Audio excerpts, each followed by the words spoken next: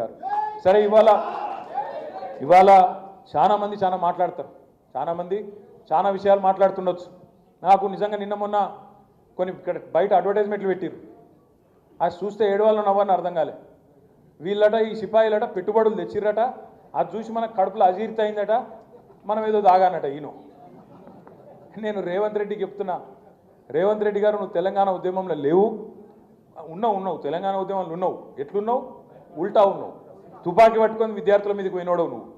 సరే నీ అదృష్టం బాగుంది, కभी का एक बार అడ్డిమారి గుడ్డి దెబ్బ लगता तुम बन गए, अच्छी बात है, कोई तकलीफ नहीं है.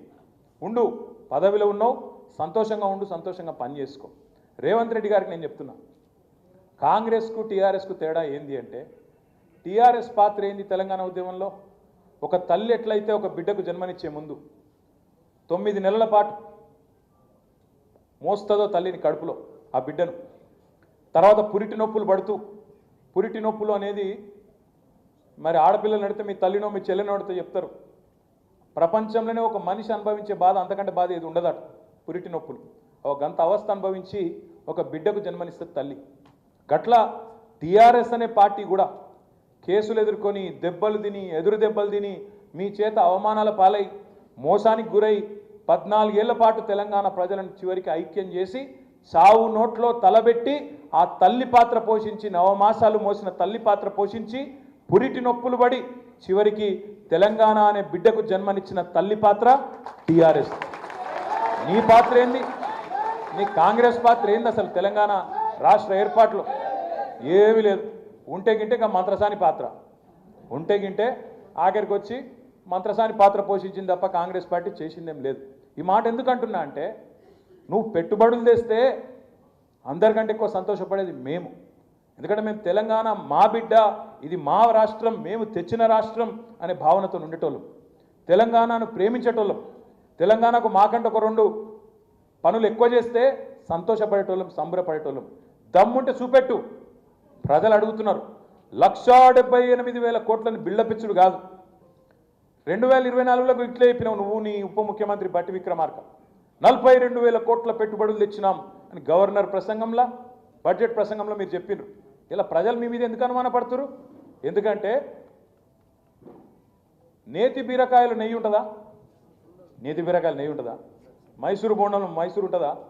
బొంబాయి రవ్వల బొంబాయి ఉంటుందా? ఏంది? మరి రేవంత్ రెడ్డి 6 గ్యారెంటీలు ఏమన్నా దానికి గ్యారెంటీ ఉన్నదా? అందుకే ప్రజలు అనుమానపడుతున్నారు.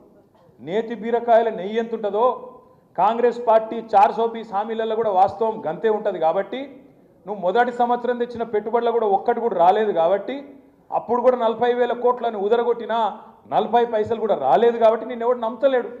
నమ్మకపోతే నువ్వు వచ్చి పెద్ద పెద్ద హోర్డింగులు పెట్టుకొని, ప్రభుత్వ ఖర్చుతోని, ప్రజల పైసలతోని హోర్డింగులు పెట్టి నీ ముఖం పెట్టుకుంటే పెట్టుకో. అలా కేసీఆర్ బొమ్మ ఎందుకు, నా బొమ్మ ఎందుకు? పని లేక మా ఇద్దరు ఫోటోలు పెట్టి మాకేదో అజీర్తి అయిందట, మాకు అరుగుతలేదట.